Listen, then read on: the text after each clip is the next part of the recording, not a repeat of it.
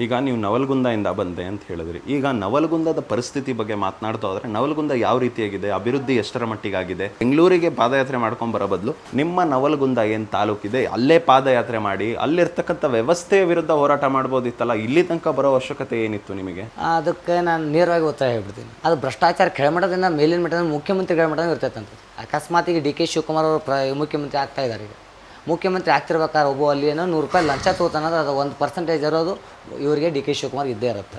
ಅಂಥ ಒಂದು ಸಂದರ್ಭದಲ್ಲಿ ಆ ಭ್ರಷ್ಟಾಚಾರ ಮುಚ್ಚಿ ಹಾಕ್ಬೇಕಂತಂದ್ರೆ ಕೆಳಮಟ್ಟದಿಂದ ನಾನು ಮಾಡ್ಕೊಂಡು ತೊಗೊಂಡ್ರೆ 50 ವರ್ಷ ಆದರೂ ನನ್ನ ಈಜು ಸಾಲಲ್ಲ. ನಾನು ಅಲ್ಲಿ 10 ವರ್ಷಗಳ ಕಾಲ ಪ್ರಯತ್ನ ಮಾಡಿದೆ, 11 ವರ್ಷಗಳ ಕಾಲ ಪ್ರಯತ್ನ ಮಾಡಿದ್ದೀನಿ. ಪ್ರಯತ್ನ ಅಂದರೆ ಯಾವ ಥರ ಪ್ರಯತ್ನ, ಏನು ಮಾಡಿದ್ರಿ? ಅವ್ರು ಶಾಸಕರೇ ಹೇಳುವಂಥ ಪ್ರಯತ್ನ ಮಾಡಿದ್ದೀನಿ, ಈ ಥರ ಮಾಡೋಕ್ಕೆ ಹೋಗ್ಬೇಡ್ರಿ, ಯಾಕಂದ್ರೆ ನಿಮ್ಮ ಮೇಲಿನ ಯಾರಪ್ಪ ಪ್ರಧಾನಮಂತ್ರಿಗಳೇ ಆಗಿರ್ಬೋದು ಅಥವಾ ನಿಮ್ಮ ಪಕ್ಷದ ಇದು ಇರ್ಬೋದು, ನಿಮ್ಮ ಇದು ಆಲೋಚನೆಗಳು ದೇಶ ಅಂತಿದೆ, ಧರ್ಮ ಅಂತಿದೆ, ಆ ಧರ್ಮವನ್ನು ಒಡೆದಾಳುವಂಥ ಕೆಲಸ ಮಾಡೋಕ್ಕೆ ಹೋಗ್ಬೇಡ್ರಿ, ದೇಶವನ್ನು ಒಡೆದಾಳುವಂಥ ಕೆಲಸ ಮಾಡೋಕ್ಕೆ ಹೋಗ್ಬೇಡ್ರಿ, ದೇಶಕ್ಕೆ ಅದು ಒಳ್ಳೇದು ಮಾಡಿರಿ, ದೇಶದ ಮುಂದಿನ ಆಸ್ತಿ ಮಕ್ಕಳು, ಅದರ ಸಂಬಂಧ ಅವ್ರ ಎಜುಕೇಷನ್ ಸಂಬಂಧ ಏನು ಮಾಡಿರಿ ಅಂತ ಎಲ್ಲ ಹೇಳುವಂಥ ಪ್ರಯತ್ನ ಮಾಡಿದ್ವಿ. ಕನ್ನಡ ಶಾಲೆಗಳನ್ನ ಉಳಿಸುವಂಥ ಪ್ರಯತ್ನ ಮಾಡಿದ್ವಿ. ಆಮೇಲೆ ನವಲಗುಂದ ವಿಧಾನಸಭಾ ಕ್ಷೇತ್ರದಲ್ಲಿ ಎಲ್ಲೆಲ್ಲಿ ಏನೇನು ಸಮಸ್ಯೆಗಳಿದೆ ಸಾಲ್ವ್ ಮಾಡಿ ಅಂತೇಳಿ ಅವರಿಗೆ ಮೌಖಿಕವಾಗಿ ಹೇಳುವಂಥ ಪ್ರಯತ್ನ ಮಾಡಿದ್ವಿ. ಅವ್ರು ಮಾಡಿದಾಗೂ ಕೂಡ ಅವರು ಹೇಳಿದ ಒಂದೇ ಒಂದು ಮಾತು, ನಾನು ನೋಡಿರಿ ಮಿನಿಸ್ಟ್ರ್ ಇದ್ದೀನಿ, ನಮ್ಮಲ್ಲಿ ಮೋದಿ ಹವಾ ಇದೆ, ಆಮೇಲೆ ನನ್ನ ಕಡೆ ಆಸ್ತಿನೂ ಇದೆ, ನನಗೆ ಹೆಂಗೆ ಅದು ಬರಬೇಕು ಗೊತ್ತಿದೆ ಅಂತೇಳಿ ಹೇಳಿದರು.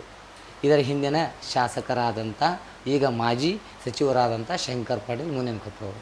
ಅದಕ್ಕೋಸ್ಕರ ನಾನು ಅವತ್ತೇ ಹೇಳಿದ್ದೆ, ನೋಡಿರಿಪ್ಪ ಇವತ್ತು ಗುರುವಾರ ಇದೆ, ಇವತ್ತು ಗುರು ರಾಘವೇಂದ್ರ ವಾರ ಇದೆ. ಗುರು ರಾಘವೇಂದ್ರ ಹೇಳಿದ್ದು ಯಾರು ಗೌರವಯುತವಾಗಿ ರಾಜರಿಗೆ ಅಂದರೆ ಪ್ರಜೆಗಳಿಗೆ ಗೌರವ ಕೊಡ್ತಾರೆ ಅಂಥವ್ರನ್ನ ಆರಿಸ್ಬೇಕಂತೇಳಿ, ಅದಕ್ಕೋಸ್ಕರ ನೀವು ಗೌರವ ಕೊಡದೇ ಇರೋದಕ್ಕೋಸ್ಕರ ನೀವು ಗೆದ್ದು ಬರೋದಲ್ಲ ಅಂತಿಕೊಂಡು ಅವರು ನಾಮಿನೇಷನ್ ಕೊಟ್ಟಿರಲ್ಲ. ಆಗಲೇ ಗುರು ರಾಘವೇಂದ್ರ ಅವರು ನನ್ನ ಮುಖಾಂತರ ಶಂಕರ್ ಪಾಟೀಲ್ ಮುನೇನಕೊಪ್ಪರವರಿಗೆ ಅವರ ಸೋಲಿನ ರುಚಿಯ ಅನುಭವವನ್ನು ಹಾಗೆ ಮುಂಜಾನೆ 6:30 6-7 ಗಂಟೆ ಆಗಿರ್ಬೋದು ಆಗಲೇ ಫೋನ್ ಮಾಡಿ ಹೇಳಿದರು.